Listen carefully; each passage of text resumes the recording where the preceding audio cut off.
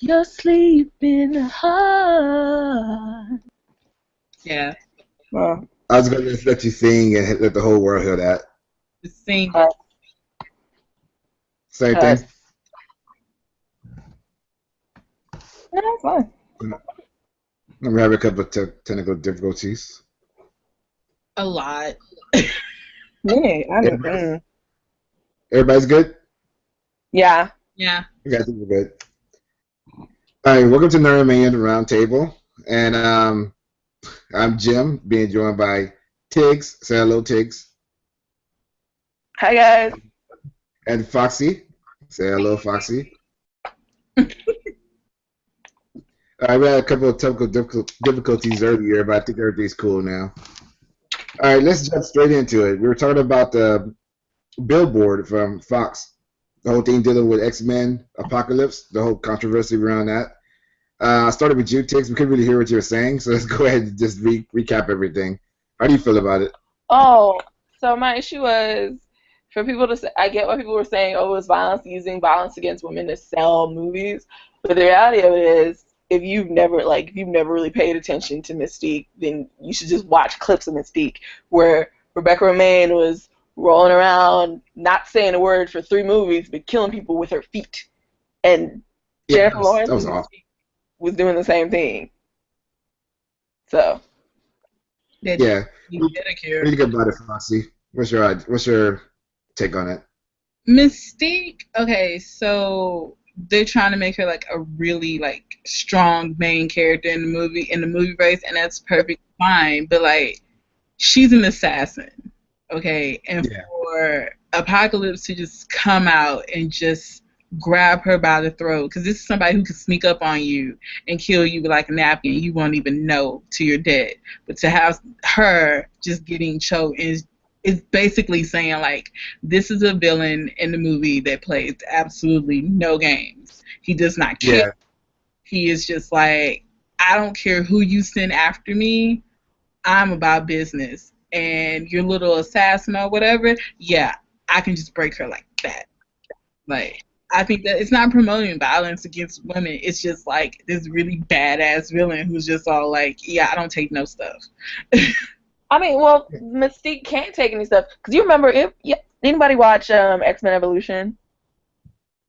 I watched some of it back in the day. I wasn't a fan of it at the time. I appreciate it more now, but at the time I wasn't. But then again, I was coming off of the '90s X-Men, so Yes. bias. I used to watch X-Men Evolution religiously. And when I tell you, like, when you want to talk about a really strong Mystique and you, like, dynamic Mystique and you kind of feel bad for her character, like, they have an episode where you see, it's Kirk's origin story. You see her, she has Kirk, and she has to give him up and whatnot, and you get the feeling that she gave him up because she felt like something would happen to her child. Like, I think at the time, I always thought he was being experimented on, but I think what was going on in that episode was that the guy she was so-called married to at the time would have flipped if he had realized that, because Kirk's mutation was obvious.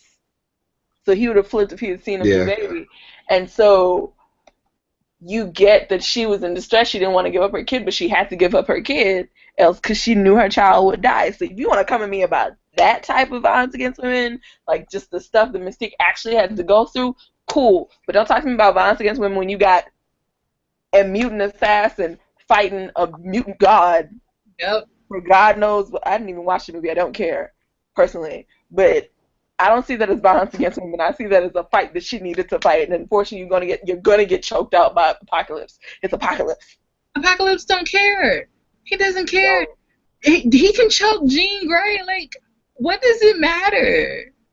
Like, I understand that you don't want to promote like violence against women and battery and all that good stuff. You don't want to make light of it, but this is just a comic book movie where like Apocalypse is just out here just all like don't care. not no care at all. Killing everybody. Yeah.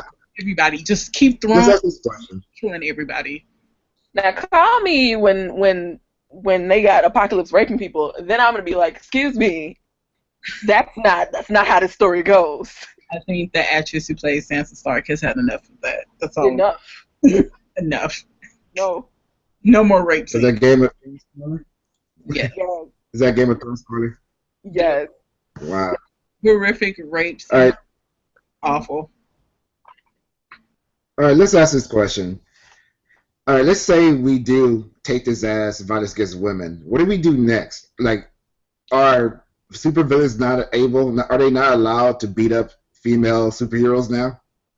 If that's the case, I mean, where can you go from this if you actually do take it as violence against women? Like, let's say Wonder Woman. Can no one not hit Wonder Woman back in her own movie? Well, Wonder Woman wouldn't be great unless her movie was straight up like female villain. I mean, female villains. But then Jessica Jones wouldn't have been great because Jessica Jones was such a powerful story because it was a rape allegory. It wasn't even an allegory; it was outright rape. Yeah. But Yeah, it Jessica was was. fighting against. You still had a villain-like character because there's no way you can't say Jerry wasn't a villain-like character. That morally gray broad, nah, she was crazy. But you had Yeah. people like that, and still Jessica needed people like Kilgrave Mm-hmm. because he's her natural enemy. He's You a rapist. Kilgrave is a rapist. Kilgrave is a rapist, He exactly. is. I mean, Like you can't have these female superheroes be great if all you're gonna have them do is fight. I mean, these female superheroes be great if all you're gonna have them do is fight female supervillains. That's not showing your power. Okay, so you fought another broad. Cool, fine, whatever. But is she the most? Is she the strongest person in the universe? We're not gonna know that unless she fights Superman. It's all, yeah. at the end of the day, it's all about equality. Like, why can't Mystique attempt to fight Apocalypse? And he's a villain. What is the whole point of having super villains? And it's just he's just like, oh, okay, I'm gonna fight this guy and this guy. Oh, you're a girl, you're a female. No, I can't fight you. I'm sorry. Like, what is the point then? No, Be- Because He's a villain who respects women. Is what they're trying to make him into. He won't punch a woman in the face, but he'll destroy the and then entire what? world. And then what does that say about Apocalypse as a supervillain? Because people like Mystique don't care. Oh, you're not gonna fight me because I'm not a woman. Excuse me. Well, let me kill you then. yeah, like they're gonna take Yeah. more things to that, and then even okay, let's say they didn't have Mystique fight Apocalypse, and she's just sitting on the sidelines like sipping tea or whatever. People are gonna be all like, why isn't Mystique helping fight Apocalypse? Like she's a part of this too, or Like, no, keep going. why can't these female characters fight this one guy? Like it doesn't make any sense to me. Like Why it's bad enough you neuter. violence against women? Why? Like it's bad enough that you neuter Jubilee and Storm, but you're not even gonna make use of Mystique, and we're already wasting our lives with Jennifer Lawrence's Mystique. She didn't even need to be the focus of the majority of those movies, but we're wasting our lives with her. You ain't not even gonna have her fight Apocalypse? No, no, not at all, not at all. I If watch. They if could make Jennifer a Lawrence replacement being for the Wolverine. main character in this series means she's getting choked out by Apocalypse, I'm taking it because I have to suffer this, so she gonna fight somebody. What's weird about it is the fact that they built the last three X-Men movies around her character, so Yeah, she's kind of the main character. but you know why they did it? They were not expecting like her to have that momentum with Hunger Games. That's what it was. Because everybody knew Hunger Games was gonna be big. Well, when she was in the X-Men franchise, and then I think she did the Hunger Games afterwards, No, right? she Hunger Games came first. I think she got hired for X-Men off of Hunger Games because they took it off of Star Power. Yes, you're right. But they weren't expecting her to be as big and have as big of a fan base. So since Jennifer Lawrence has like this huge fan base, okay, now we have to go and we have to revamp these movies so that she can have a bigger part, so her fans can buy movie tickets, so we can get money. I think what it Yeah, was, they were paying her too much at That that point because when Rebecca Romaine was playing Mystique, we had just the right amount of Mystique, and she didn't have that many lines. She was just going through, killing people, like making moves, and she was a great Mystique to me. To be honest, I don't remember anybody ever having an issue with her Mystique. People always had an issue with Storm because because they didn't let Storm do much, and yeah, just the no actual writing of the story. Storm. A little upset by that, but whatever. We can't have like an actual African actress be Storm, but whatever. Can't get a dark skinned Thor for nothing. Well, Darcy, I haven't seen nothing. X-Men Apocalypse, but I hear that he at least tries a accent or something. Wait, what I mean, happened? that's worth something, right? I mean, I haven't seen X-Men Apocalypse, but I hear that she at least tries an accent. Whereas like Halle Berry tried it for like one movie and just gave up on it. That that's fine, E for effort, but why can't we have a dark skin? Every time there's a dark skin character, they always bring in some racially ambiguous woman or some light skinned black chick, and you're just like, why can't she be dark skinned? I'm not understanding this. I'm not. You remember Rhodey was light skinned in the first movie, and then the second movie he was dark skinned. And there are still people who No, would fly off and be like, "Well, Terrence was better," and I'd be like, no. "Listen, Don Cheadle The is my reason life." the reason behind that is Terrence Howard wanted more money than Robert Downey Jr. and everybody was like, "Excuse you, it's called Iron Man." But no, and even but Yeah, even then, they said they were going. They originally was supposed to go to Don Cheadle, but I guess he had like He um had stuff. shooting issues at the time or something. Yeah. He had stuff, but like that was the thing. Like Terrence Howard wanted more money, and the movie is not about you. You're not. You don't even have that much. Your character doesn't have that much screen time. Why would we pay you more money than Robert Downey Jr., who is literally in the entire movie? This is the franchise. His character is the franchise. That's like one of the main reasons. And Don Cheadle just came up in there and was just all like, "So yeah, I'll take that paycheck. Sure. I Why?" I mean, suddenly it's a had the better. time. I figured they thought they'd get a better actor for cheaper, so they'll go with that. I mean, Terrence Howard's not the best actor. Let's be honest about that. He always He's playing somebody crooked, and he's really good at playing somebody crooked. Because he's yeah, but take him out of that element, he just fails at anything else he does. I mean, he's always has to be a crooked character. Anything more complex than that, he can't do it. Well, no. Okay, he always has to be a morally gray character. Let's be real. Yeah. Like, cause in Best Man, morally gray. In I think yeah, Lee Daniels is the butler, morally gray. I don't want to say he was fully crooked, but he was morally gray. And in, in Empire, he's crooked. In what is that one? It's hard out here for a pimp. Hustle and Flow. He's crooked. Yeah, which is basically Empire, if you really want to be honest. it is. It's the prequel to Empire. I just can't. Terrence I Howard like the can't play sequel. a It's purely really good famous. person. That's not him. That's not him. Yeah. You don't see it for 'em. Okay, so we all agree that the whole controversy is total bullshit. Yeah, Mm. it's It's not tough. justified. Not. You know what it is? Yeah, we can talk. It's white feminists being mad about something. Just mad. Yes, and that's Rose McGowan being mad about something that doesn't really matter anymore. Being mad And about what? yeah, she's just kind of bringing herself back into the limelight. That's really I it. mean, I will give her that it was an interesting choice for an advertising billboard, but in the context of the movie, it was like, nah, she gonna get choked at some point. Everybody getting choked. Yeah, Snap it's next for equality. everybody. Everybody gets choked. Everybody gets. Mm-hmm. That episode of The Flash is All right, still I want to hear someone's. I really want to hear you guys' opinions on that because I made a video about it. I really did need like women to talk about it because I am a guy, and matter as much. yeah, that's fine. I think it's better having a woman to talk about that subject. But speaking of women, let's talk about Supergirl. She moved to CW. She's gonna have her season 2 there, and it's also gonna have Superman on it as well. I want to know what you guys feel about that. Let me ask you, Foxy. Okay, so I watched the pilot for Supergirl. It was terrible. I know, Yeah, it is. I know I should have given it like another shot, but I just couldn't. I'm dealing with enough trash with Arrow as is. But I feel like I'm gonna give it a shot before season 2 starts. Don't look at me like that, Tiggs. Don't look at me. Yeah. Don't look at me like that. But they're gonna It's put pretty good. no. I support Mehcad Brooks, and then the fact that like they didn't whitewash Martian Manhunter.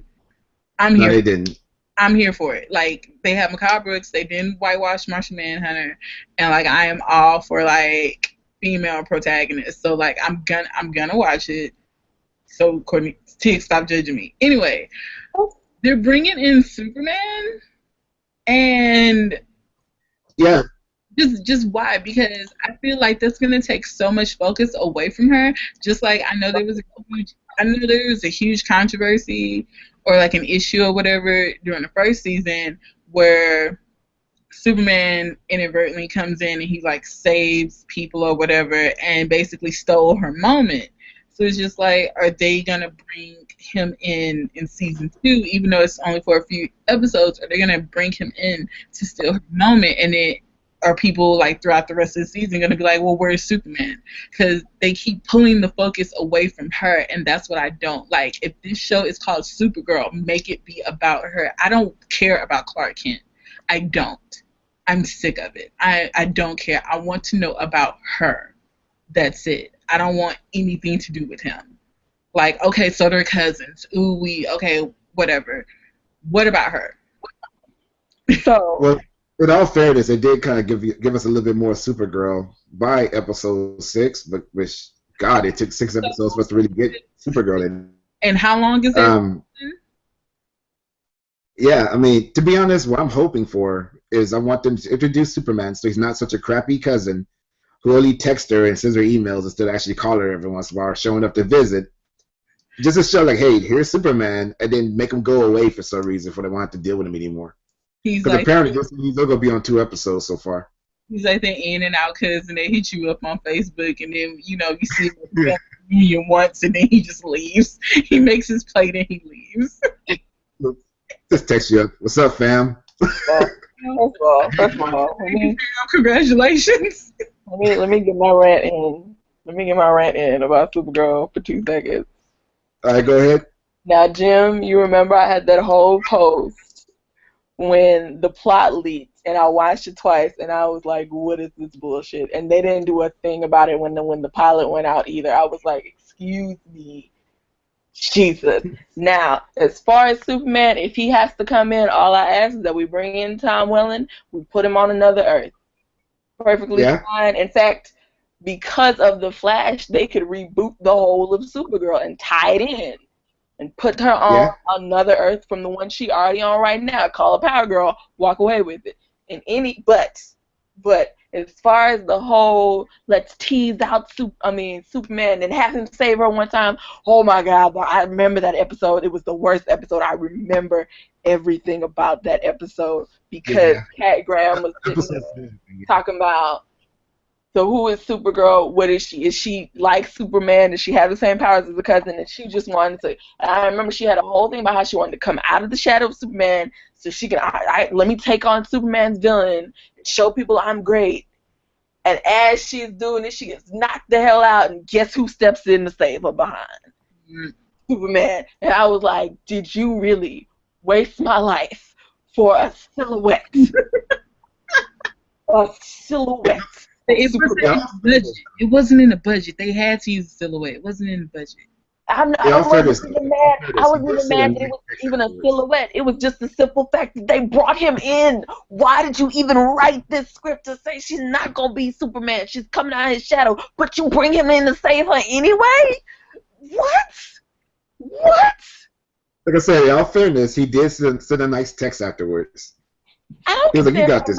Nice text. How we tried to post on Facebook, like, just save my cousin.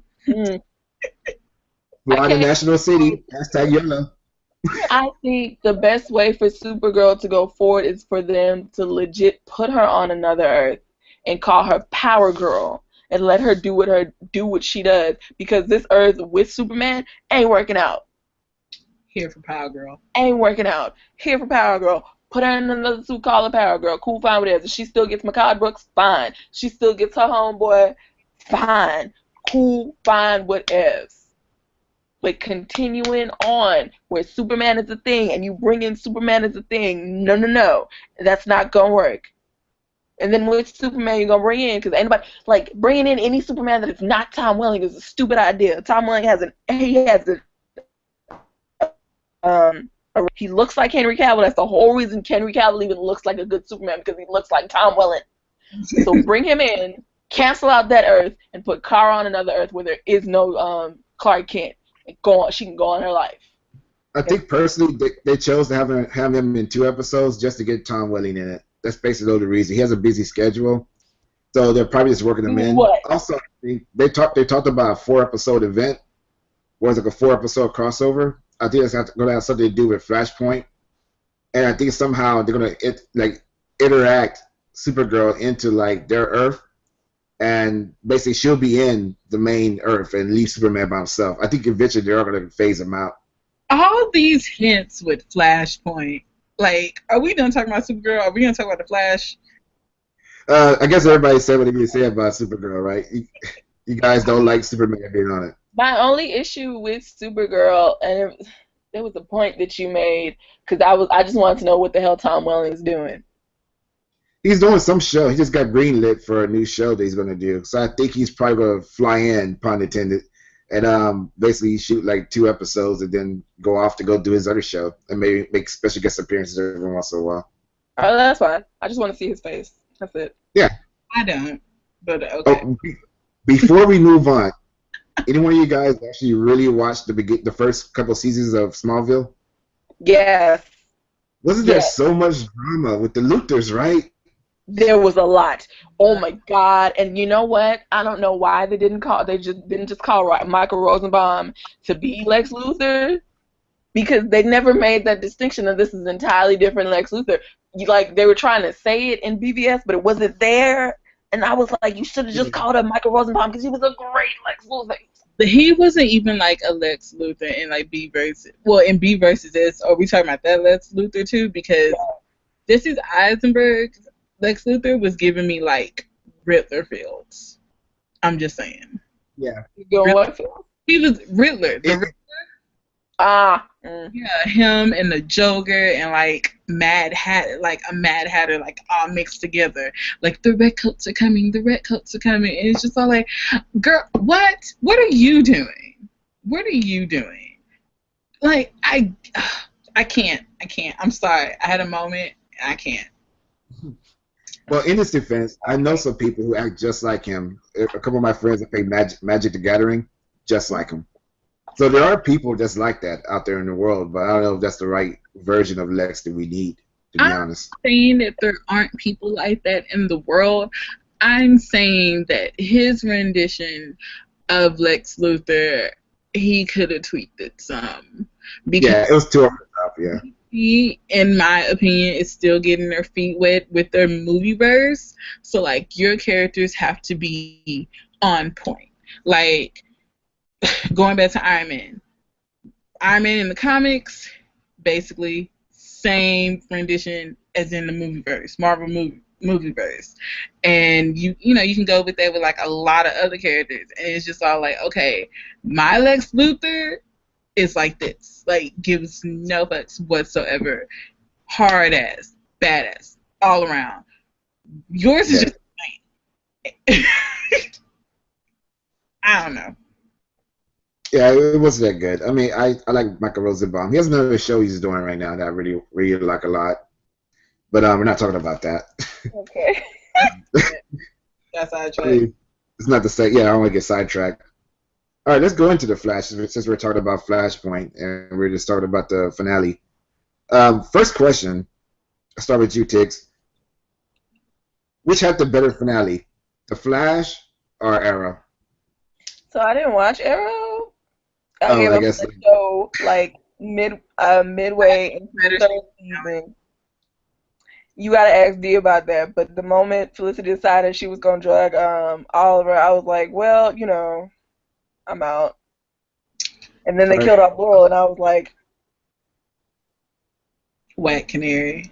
She didn't deserve to go out like that, though. yeah, not for the way they built her up. Like Laurel had a consistent storyline all 4 seasons, and it was like you did so much for this character. Even when you took stuff away from this character, you put too much in this character to have her go out like that. Yep. All right, what about you, Foxy? So Flash had the better season finale because Arrow was just basically like them just trying to scramble and like put stuff together of like stuff that you may, want to Yeah, look at next season or try to make up something for next season. But honestly, and it's just all like you see where they're going with as far as Flashpoint with yeah. Flash, but I'm whatever. Arrow should have took the reboot. They should have took that reboot. Yes. They should have Supposedly, had. Hmm? supposedly next season is going to be more similar to the first season. Is what they're saying. Really? But You know what yeah, Arrow they're should trying to have- think of it to being grounded.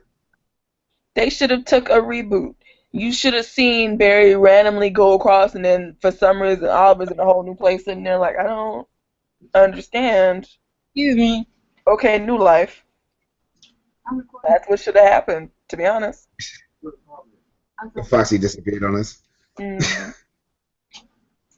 But yeah, the whole deal is, I personally think that the Flash had a weaker finale than Arrow, but I think the Flash had a better season than Arrow.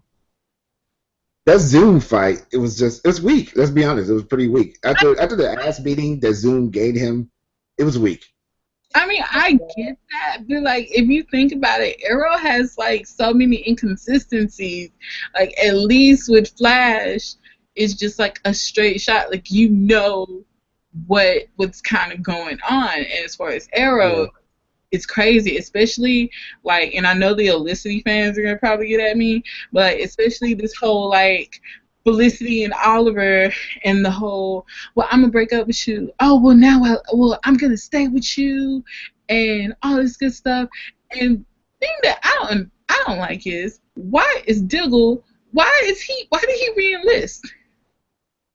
I Like, think I think that's their way of rebooting the show, as making everyone kind of go their separate ways, and then they eventually get back together for whatever reason.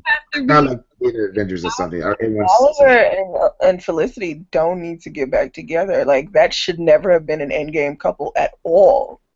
it was him and Laurel. It should have been him and Laurel. Even the way Laurel died, and she was like, I want you to love somebody the way I loved you. And I'm sitting there like, why did y'all kill this girl off? They should have let her live, and I honestly feel like for some reason the way they set up that death, it was like she shouldn't have died. It did not make sense to her for her to die, and I kept wanting for them to go, well, oh, well, Laurel's really hiding out, or it was like a living death type of thing where she's not really dead, she's somewhere else hiding out. Because it made more sense for Oliver and Felicity to go through their crap and then realize, you know what, we're just better off as friends. And then for Oliver and Laurel to build themselves back up. Felicity should have stayed with Ray. I mean, I get that he's on Disney's version of, Doctor Who, but she really should stay with Ray. Who else is she compatible with? It's not Oliver. That's cool. He's supposed to be with Laurel, and they just completely killed Laurel off like nothing. Like, I've had my fair share of trash talking Whack Canary. I have, but that's because the writers weren't doing their job and utilizing her the way that she could have been.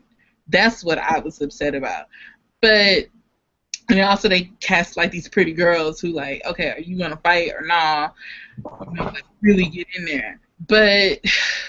This whole, like, Felicity all like, I'll never leave you at the end of the episode.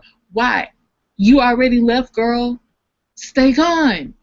You're over there like, I can't. Come back for it. You have a business. I can't do. No, she doesn't have a business no more. They voted her off. That's probably why she went back to Oliver. She has no job. Oh, why would you tell me that? So whose business is that now? It's not Oliver's, it's not Ray's, it's not Felicity. So who's running that company? If Ray get off of DC's Doctor Who, he can come back and reclaim his company probably. I think he's gonna go back to Oliver in season 5. I mean, he's gonna probably do the mayor thing and then deal with the fact. Oh yeah, by the way, Tiggs, he's gonna run for mayor. No, Yeah, or is he? He is mayor, right? yes, he gave a riveting, like, oh, everybody listen to me and my privilege. And they were like, Uh, girl, make him mayor. that was such a waste of Brother Blood because Brother Blood was gonna be a great mayor. They should have kept him. It was a waste of Brother Blood. I was so mad about that. Yup.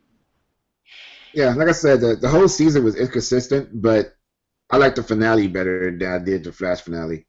But of Now, course, Flash was far now better there as a was show. points in the Flash finale that was like really stupid. Like I remember when he was about to go face Zoom, and Wally goes, and he's like, he looks at Wally and he's like, "I'm gonna save your dad," and Wally's like, "No, you're gonna save our dad," and I was like, "Yes!"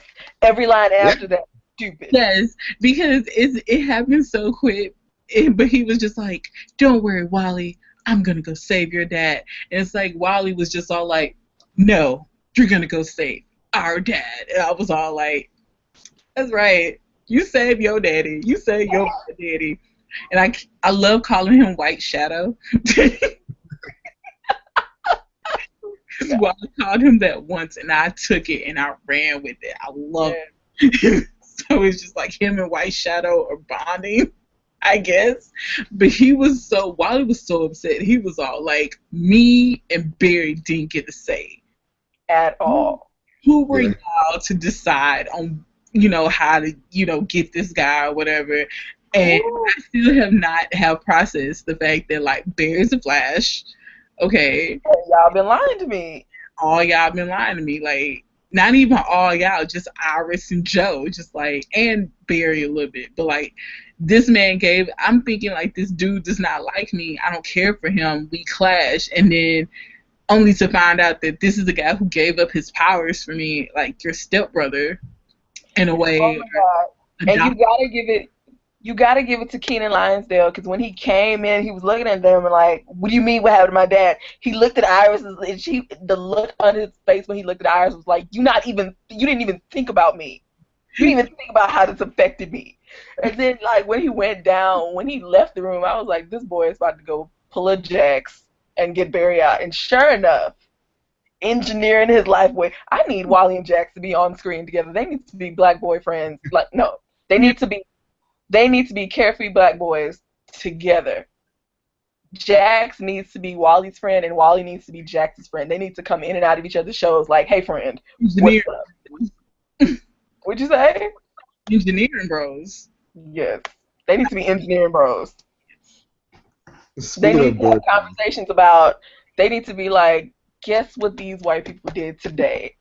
And then Wally would be like, "Can you believe White Shadow? Can you believe this shit? Y'all need to come help White Shadow. Like, he needs friends. White Shadow needs all the friends. Like, All You know what? That's what the reboot for season 3 should be like. Wally and Jack should have been in high school together, and they came out and they was friends, and they both got hit with a particle accelerator same time. well, I guess that could work. I mean, there's no reason why they shouldn't know each other. There is no reason. well, Weren't they? I don't know if they were in the same city. Barry knows freaking Oliver and Supergirl. Barry making, friends all across the board. Why can't Jackson Wally be friends? You Actually, know, let me bring up something about Supergirl real quick. I think this is pretty funny. You guys didn't watch the Flash crossover with Supergirl? no, I watched it, and that gave that whole series a boost. Yeah. My thing is, it was really for Supergirl. It wasn't for the Flash. Supergirl needed the ratings and all. So, because of legal reasons, they were able to make the Flash show up and hang out with her and stuff. But on his show, we leaves for a little moment. He comes back. He was like, How long was I gone?" And they're like, not that long. It's kind of funny because like you would think he would mention that shit. Like, oh hey Yeah, guys, I found this woman that flying around and doing these cool things. Nothing. Didn't mention anything about it. Like what happens when Supergirl enters his world now that she's on CW? It's gonna be like, oh yeah, I meant to tell you about aliens and stuff that exist. he can't even go. I meant to tell you because he reset his own timeline. And Oh see, yeah, that's right. to bring that up. I was about to bring that up. My issue with Barry is like, Okay, so you tried to go back in time and save your mom, and we saw how that worked out. Just to look like a glimpse of Flashpoint, like earlier, I believe season 1 or like earlier or the beginning of season 2, I forget. For season 1, yeah. Yeah, so like you understand the ramifications of like what this could do. So you need to tell me that you're gonna reset your whole timeline to save your dad, which by the way, Barry has 3 dads, so you still got 2 of them left. Well, Harrison's gone. So you still got Joe. Well, But let's be honest. Jay Garrick like Chuck Deuce immediately, yes, so he left immediately. he I basically think I said, think the Jay Garrick reveal was just too much. I think the Jay Garrick reveal right after his daddy died, because Zoom killed his dad, and what they buried him maybe a week later, but we're in the States, so it was like probably 2 days later. So he ain't even had a full time to process that, and he was just like, I am too broken to even take a relationship with the girl of my dreams. Of course I'm going to reset this. I'm sorry, I'm laughing at the mini panic attack that he had when he saw Jay Garrett. He was in that hallway bawling his eyes out. Like, Joe, I don't understand. I don't understand. He looks like him. What is happening? Joe, tell me.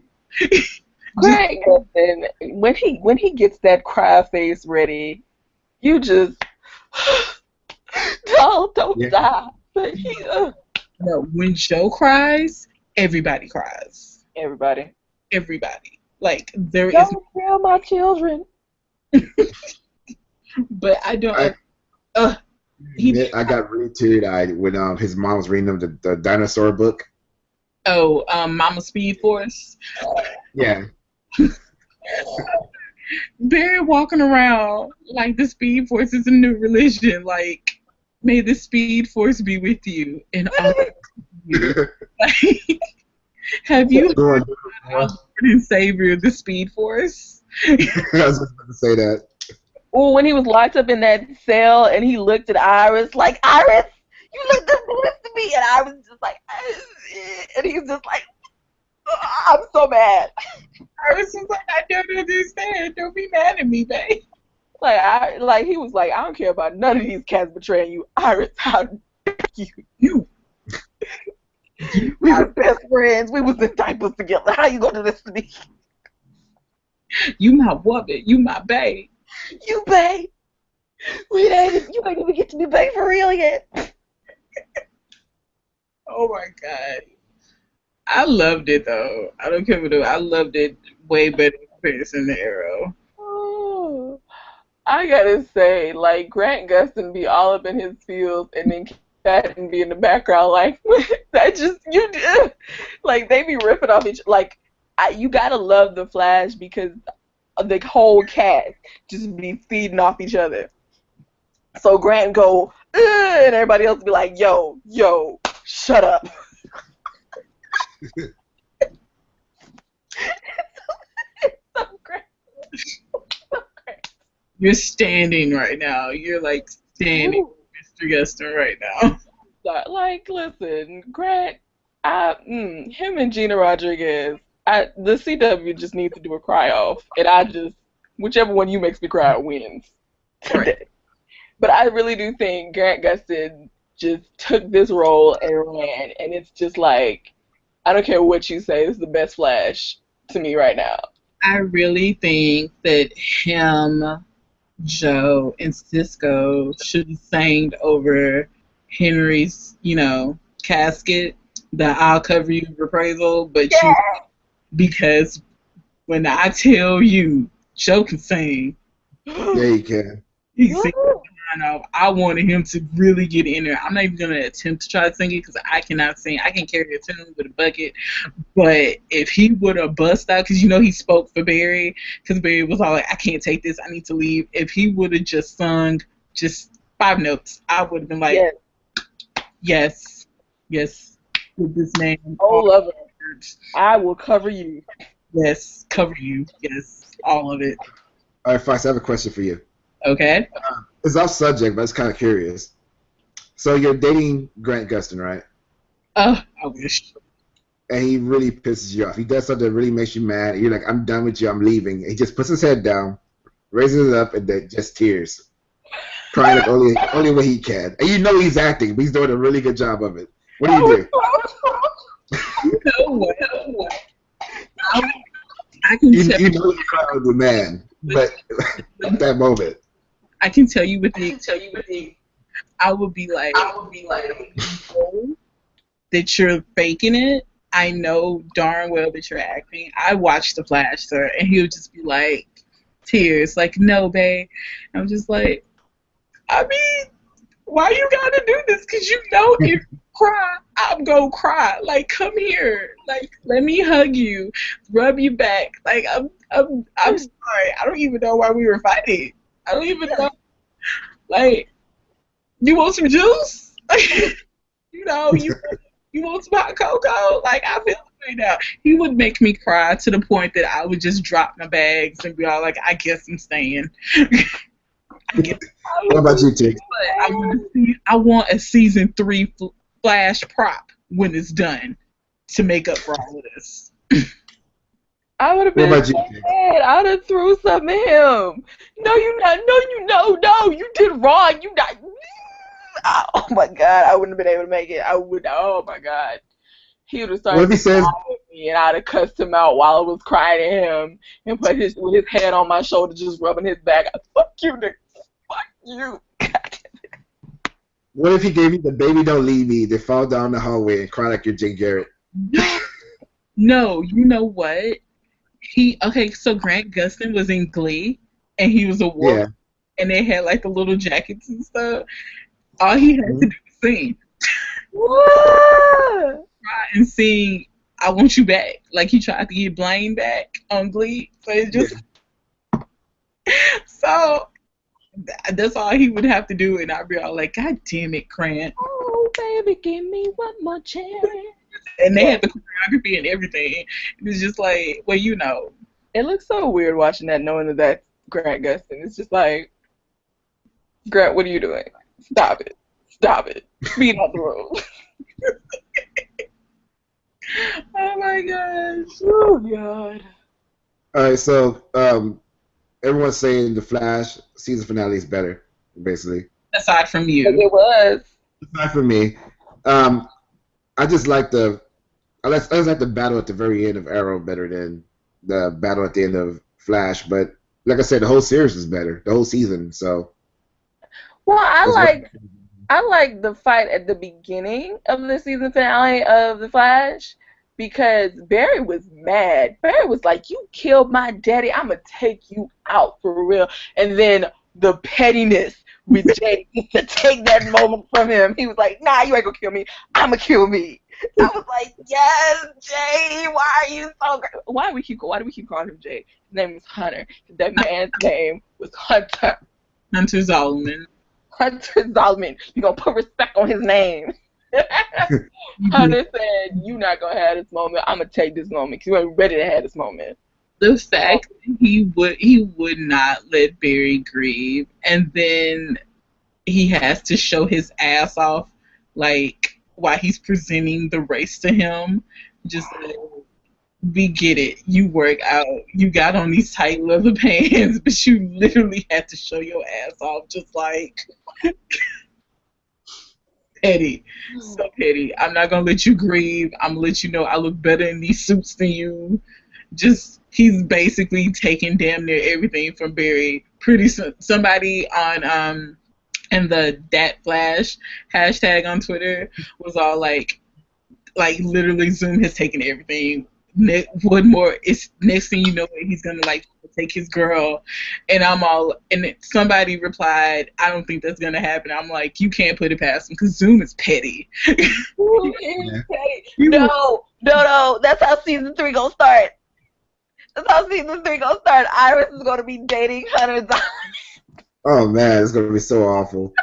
They're gonna be engaged, and Barry gonna be like, "What? I need to change this immediately." Hurt. Speaking of dating, let me segue this into Captain America. Okay. We were a little late, but still, I want your guys' opinion on this.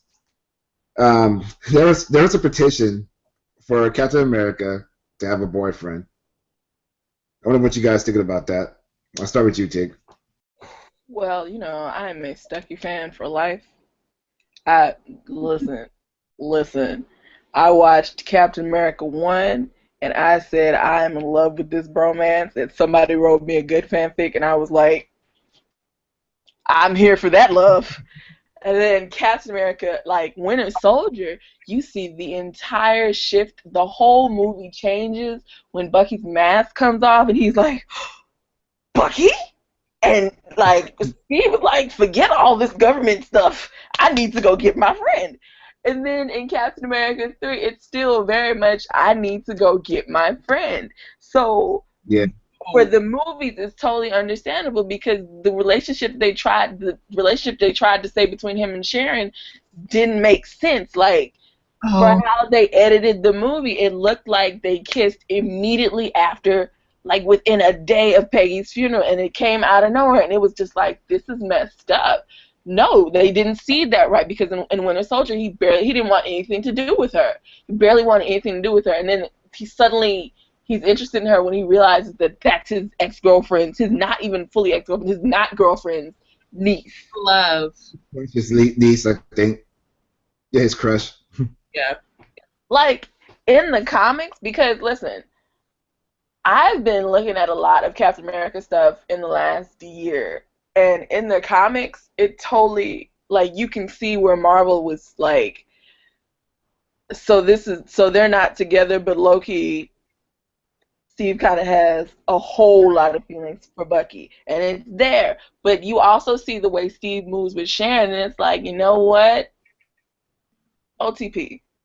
Not my full OTP, but I can see this is the comics is OTP, and I'm perfectly fine with that. Cool, fine, whatever. So if they want to keep Sharon as his girlfriend in the comics, the work is already put down there. But in the movies, no, no, like they messed that up already. You might as well just let him be with Bucky, or let him be the bisexual America deserves. Cool, All right, let perfectly me ask you fine. this, Foxy. Hmm. So he's with Sharon. If he leaves Sharon for the Winter Soldier, doesn't it make him Bucky with the good hair? Dude, I will believe the love between Steve and Bucky. Will I ever like believe any chemistry between Steve and what, Karen? Oh, Sharon, Sharon. Sorry, I'm so sorry, Sharon. I I don't honestly. I don't care if they give Steve Rogers a boyfriend, but the thing about it is, like, everybody's like, okay, well, who he's gonna be with Bucky? It's just like Bucky is the only person from basically Yeah. home in that time period that he has. Like, literally, Bucky is all he has in that in his world, in this new world and the old. So it's just like, I mean, if they're together, fine. But that whole Sharon romance up in Civil War, I hated it. I looked up and they were like making out, and I'm just like, where? Where? It's like, you can drop hints and during Agents of Shield. If she would have popped in and they were like, yeah, doing stuff, and they were like, where are you going? She's like, oh well, I gotta go see Steve. Bye. And it's just like, oh well, are they dating? They might be. Oh, like if they would have did that a little bit in Agents of Shield, and then it came up in the movie and they're making out, I'm fine with it. I'm fine because it's just like, okay, well, there was a little build up to it. This came out of nowhere. The only good thing that came from that scene was freaking Bucky and Falcon looking like, I see you, Yeah. bro. I see no. I will say that if it's not Bucky, because you can always say that Bucky is a little bit too damaged to be handling a relationship right now.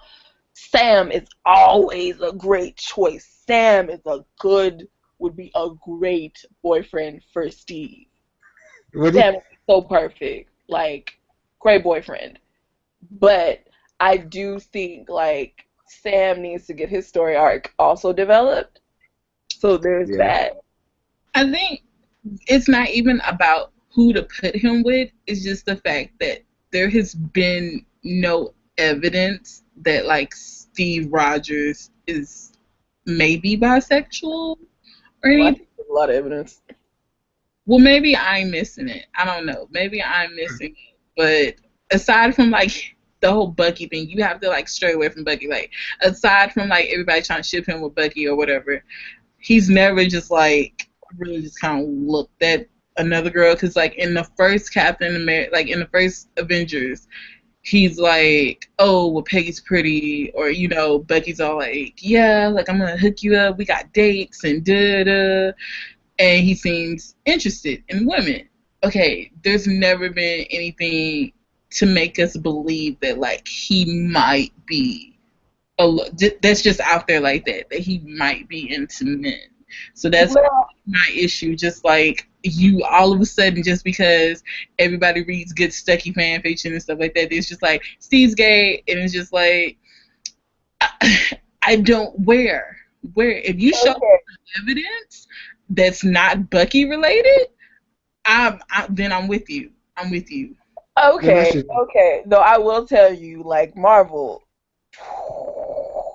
like if you're not seeing Sharon on screen, Marvel is pushing that agenda, pushing that Stucky agenda. But yeah, okay. So in Captain America 2, you had this whole scene where him and Sam like started to get to know each other. Like he was passing Sam up in the mall and whatnot. So that didn't make sense for Steve to just outright just be passing this dude up and just decide, well, hey, I'm gonna stop and talk to this random dude who happens to be kind of cute and nice.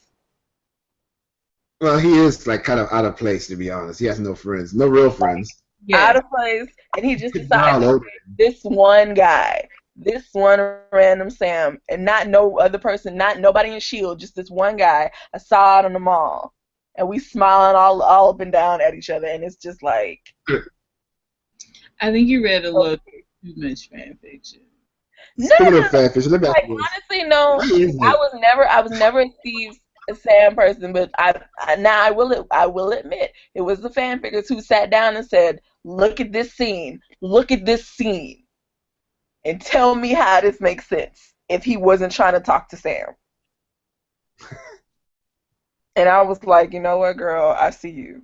I see where this makes sense. I don't. And then Sam out of nowhere goes, you know what, I'm totally gonna go save the world with you.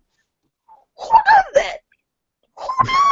If you asked me today, you want to go save the world with me, I would, but that doesn't mean I'm trying to get with you.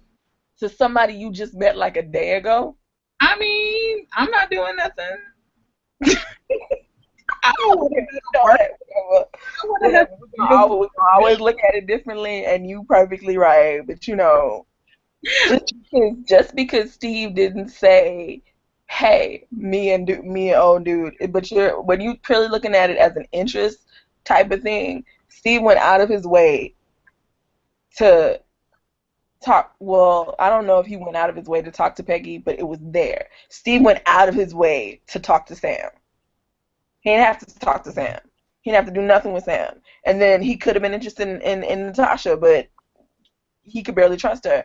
But Steve went out of his way to form a relationship with Sam.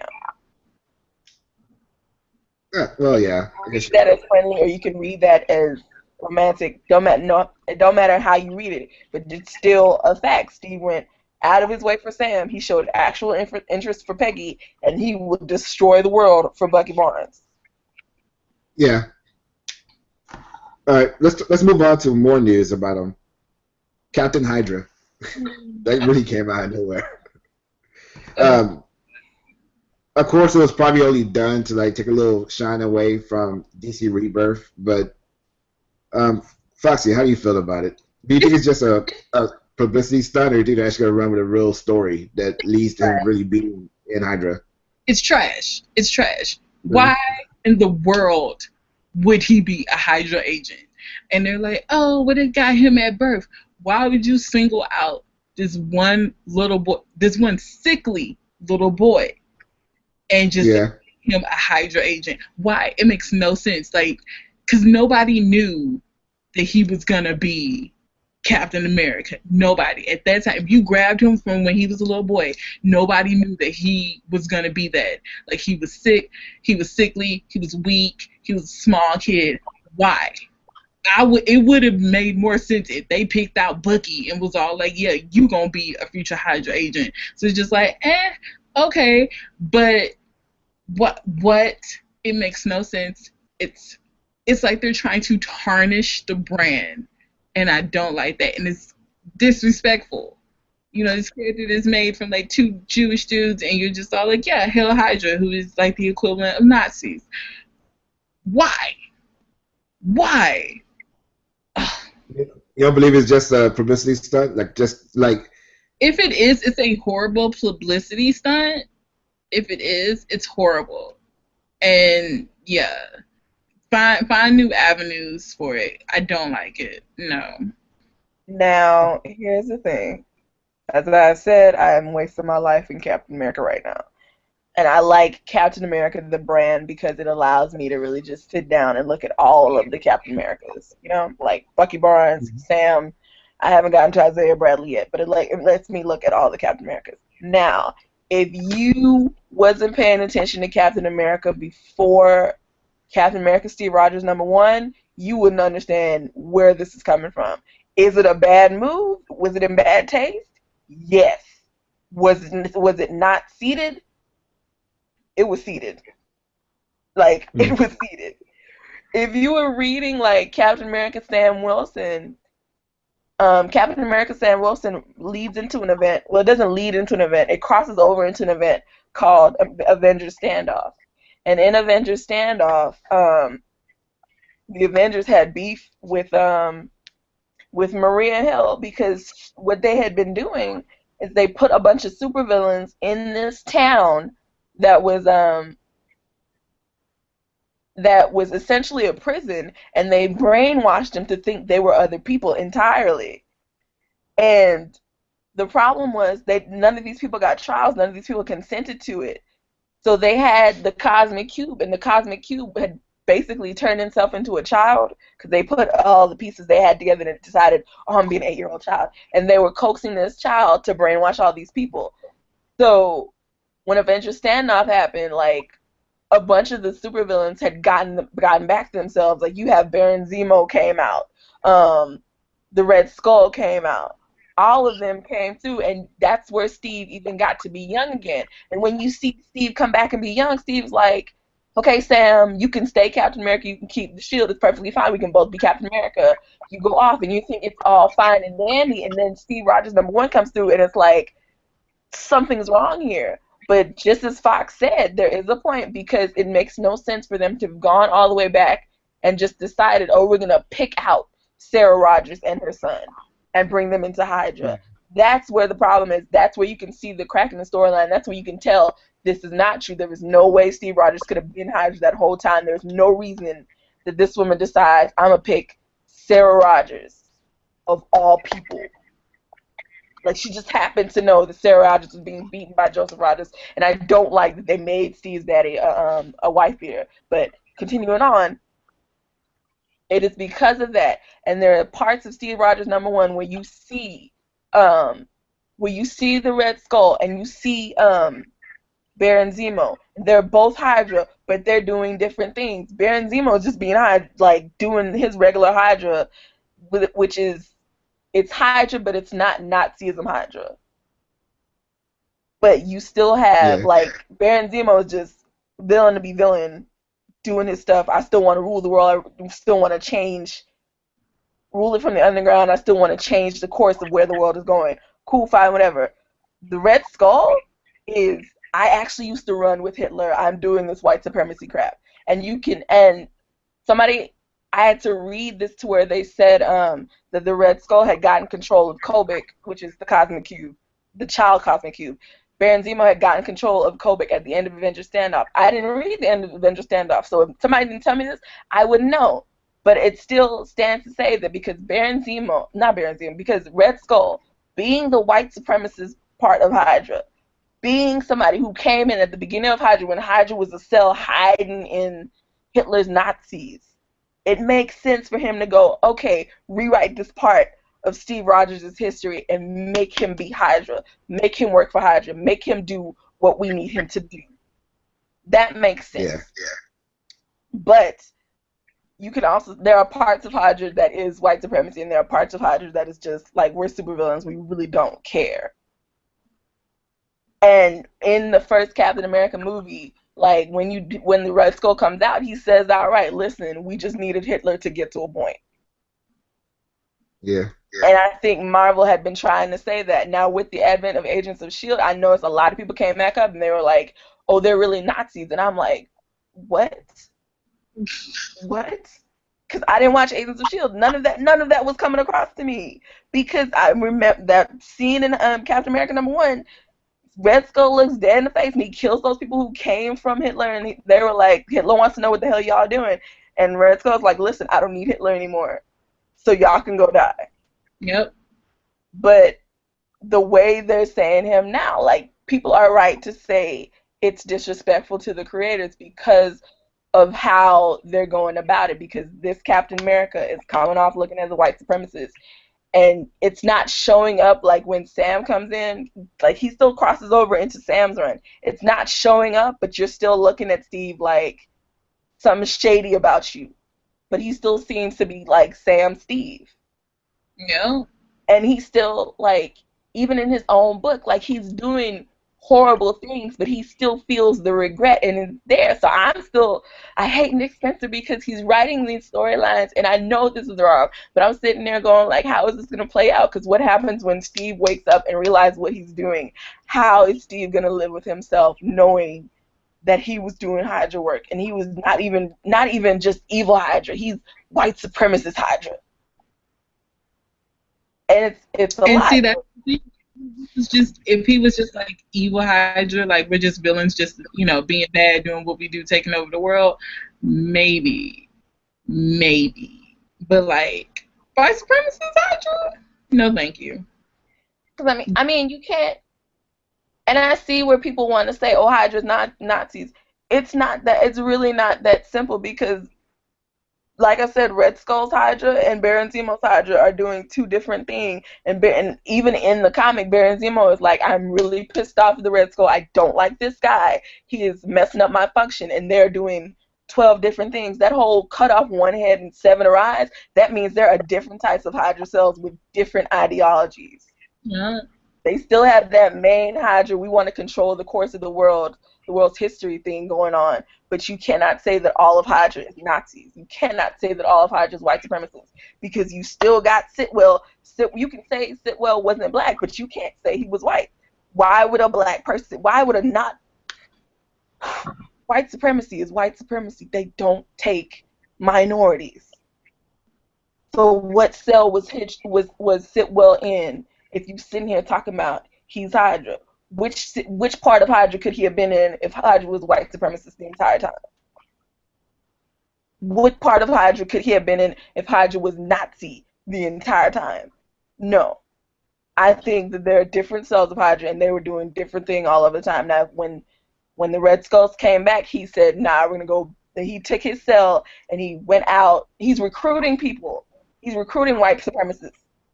So he took his cell and he went back and he went back to white supremacy. But Baron Zemo is doing a whole other thing, and there's probably another Hydra cell doing who are just like, "Listen, if we could just get back to this taking over the world thing, that'd be great." Well, Captain America 1 sold out, and they instead of like the whole controversy happened when Sam held Hydra, and the book sold out because of that, and Marvel got a lot of backlash for it, and their response was to reprint it with him saying hell Hydra on the cover now. That's actually coming out. Wow. So No. they're embracing it. Like, listen, I think Nick Spencer is out there like writing these political storylines, and I love it with Sam because the backlash from Avengers standoff was in Sam's book, and they were like, "I was just waiting for somebody to talk about this in the news," and Steve was Yeah, the whole reason that Sam didn't go out to the news and push it out. Steve was like, "Nope, let's do a secret tribunal." And he's basically putting his girlfriend on top, and Sharon don't even know what Steve is doing. For real. So when it blows up in everybody's face, like that's the only. I like Captain America the brand, and I want to see where this is going. yeah, So I'm just gonna have to apologize to the people who are offended by it because I understand why you're offended, and I'm sad that like honestly they did not need to go that route. But I'm yeah. in to see how this goes, how this plays out. Thanks for apologizing to me. I,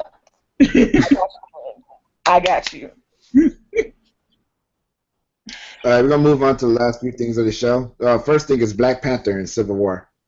I think it was the best interpretation of the character. I'll go with Foxy. Yes. Oh my god. Quick story. So no, I saw it with Courtney. I saw it with Tiggs. When we were there, like you see his back, and then the second Chadwick Boseman turned around, he was like, I lost my shit, because I called it as soon as they cast him to play James Brown. I said, watch, they gonna cast him to play Black Panther. If there is ever a Black Panther movie, they should cast Chadwick Boseman. And I was right as rain. But when I tell you his rendition of Black Panther, loved it, loved it. I like the accent, look, the power. Like he owned it. He owned it. And honestly, for 2 seconds, I was thinking like, oh, this isn't Civil War. This is like Black Panther and Friends, whatever. Who gives a damn about like Steve and Bucky and whatever it, like Iron Man's and his feelings? I don't give a damn about none of that. What about T'Challa?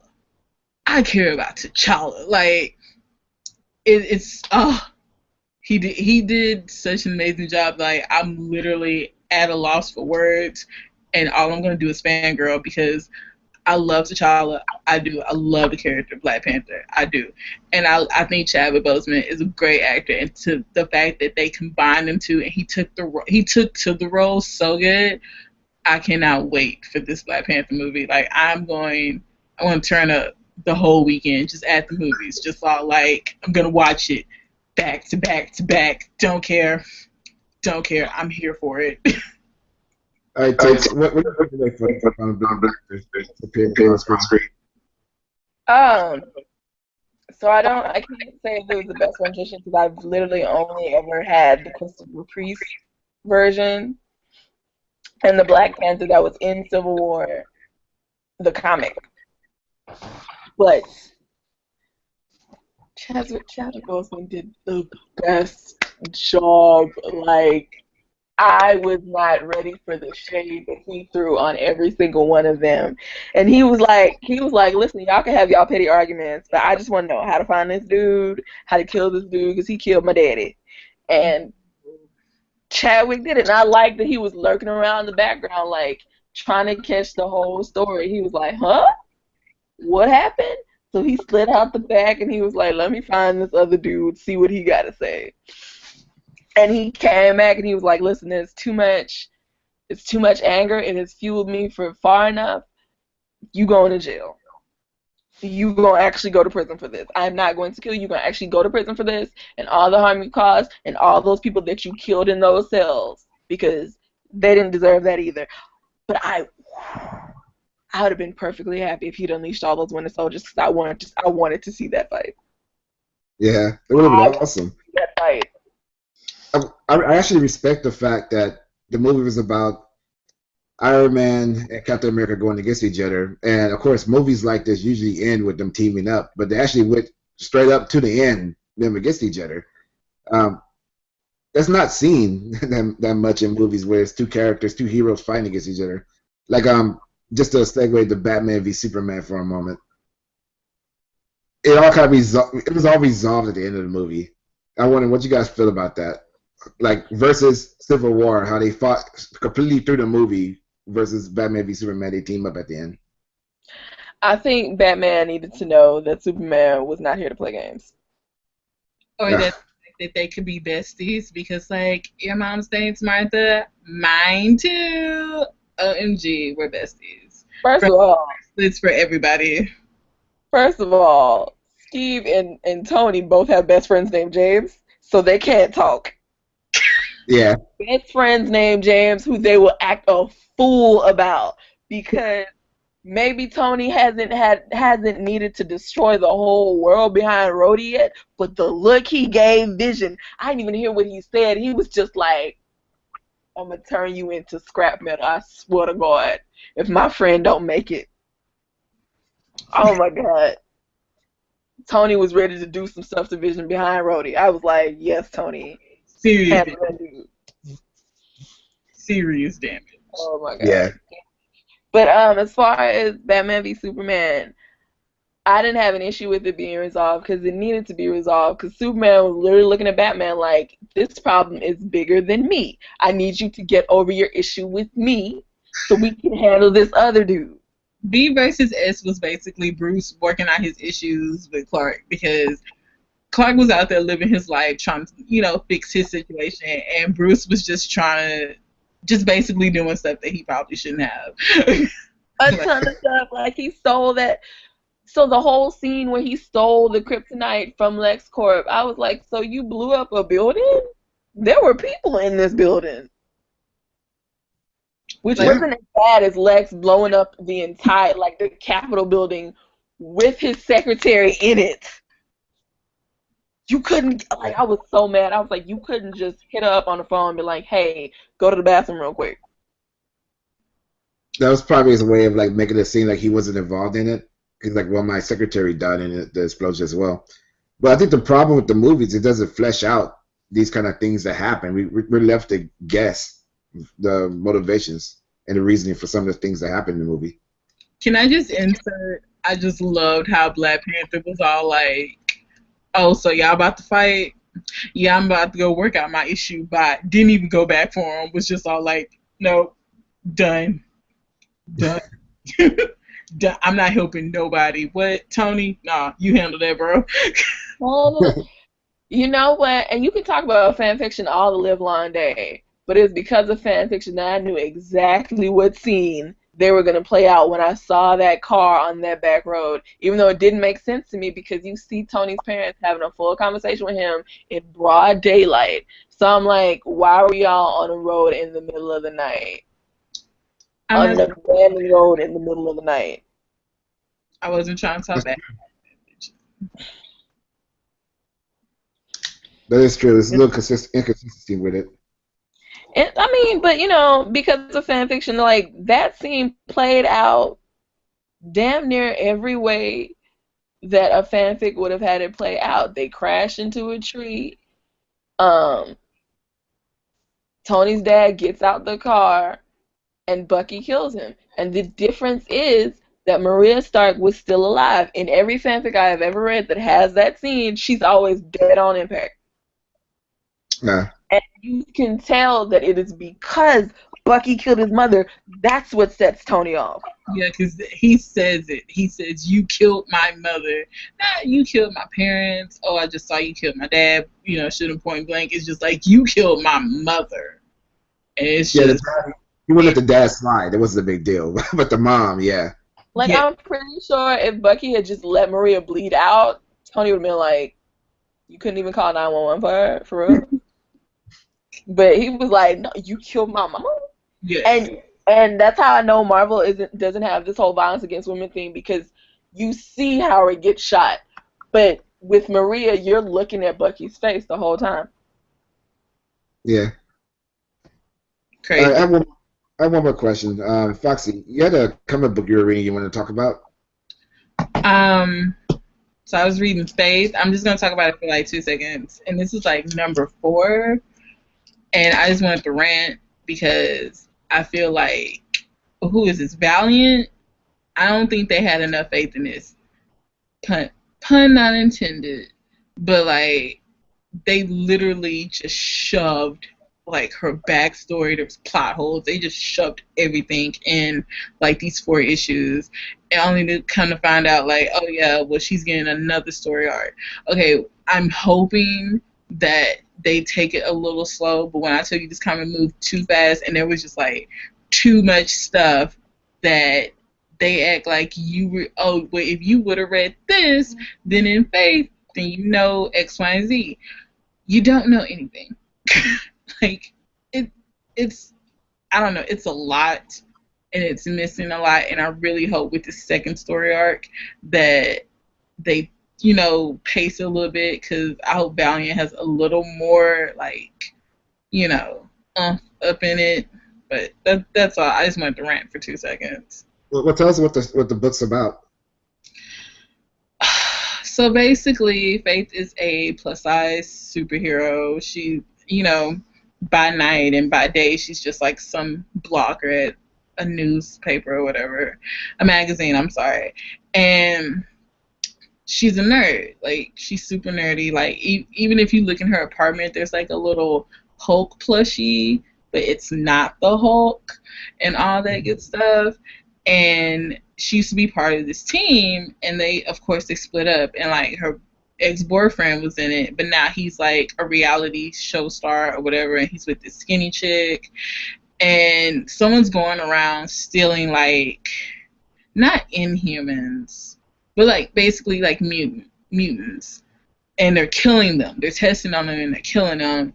And she's just like, oh, this isn't right, and da-da. So they're just basically trying to find out who it is. And it turns out to be some weird cult, which came out of nowhere. And, y'all, it's a lot. It's a lot. And honestly, it's a lot of plot holes. And I know I'm being very, like, vague with this, but...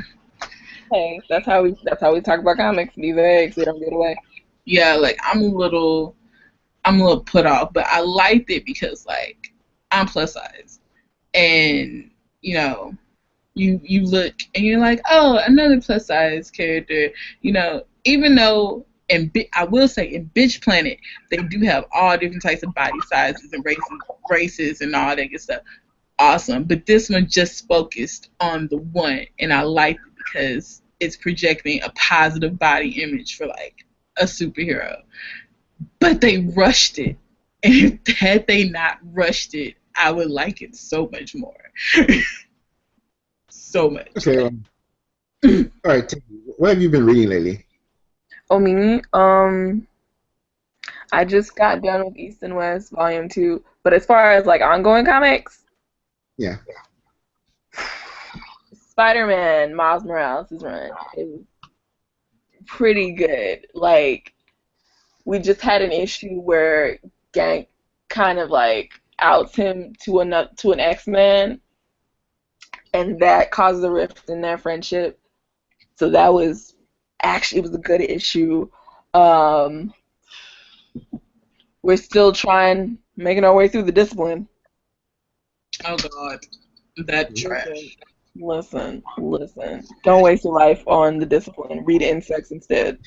You're reading them for the same reason, but Insects has a better storyline. There you go. There's also Moon Girl and Devil Dinosaurs. It's great. Yeah. We Are Robin just ended, and I really wish DC would bring them back. Listen, I like Duke Thomas as a primary Robin. That's all cool, fine, and whatever, but the We Are Robin movement was such a great idea. It was such a very well executed story. Like, I just want them to go back to it. Having a city full of teenagers ready to deal with crime and Gotham frees up the primary Robins to be on more Justice League type teams. It frees up Batman to deal with the more high level stuff. Like, it was such a great idea. It's like you don't need a Teen Titans operating in Gotham because you have the We Are Robin movement. And then it's not like you're having one Robin at a time. It's always like a group of Robins. They have a Robin who takes in the reports and sends them out, and it's like whoever can come help, and it's always a group of them together helping each other out. And the Robin War was such a great event. Oh my God. Oh, and Starfire ended. You were reading that. Oh yeah, Starfire ended. I think this run of Starfire is gonna be somewhat like the first run of Cyborg in that we acknowledge it because it's the first run, but this run of Starfire was actually a good run, so people will still be like, you know what, you should read it anyway. Because it was a first run, and a lot of times first runs can be kind of discarded, but it was actually a good run. So whenever they get around to Starfire again, people will still be like, but you should read that first run too. It was great too, you know? Oh, and read Scooby-Doo Apocalypse. Read Future Quest. Oh my God! Listen, the Hanna-Barbera runs that they're doing the DC, Read them. Read them. They're doing good things with these old characters. Like, Diva had to tell you about Scooby-Doo, but Future Crest is pretty good. I loved seeing Johnny Quest on screen. I love seeing Space Ghost come through like, I'm gonna kill all y'all. I was like, yes, Space Ghost, I don't even know why you want to kill people. I'm here for this. I'm not even gonna give the plot away for Scooby-Doo Apocalypse. All I gotta say is when I saw Shaggy, like, when I first saw him in the comic, and I was all like, why do I feel like you would be the hipster dude I would be if I saw out in like Midtown that I would be attracted to? Like, why am I attracted to you? Why? Stop it. But it's really good, you guys. Aside from that little quirk, it's this. This is so good. Like, Oh my god. buy it. You're gonna be Oh disappointed. Okay, let me wind the show down. Tiki, tell us where we can find you at. You can find me at eurydiceHowell.com. You can find me on Twitter at TiggyForReal. Also on Snapchat at TiggyForReal. You can find me on Tumblr at FangirlX or FYUndergroundmusic.tumblr.com. And you can find me on Instagram at TigXV double I. TigXV two eyes. Yeah, that's it. You know? All right, Fossey, where can we find you at?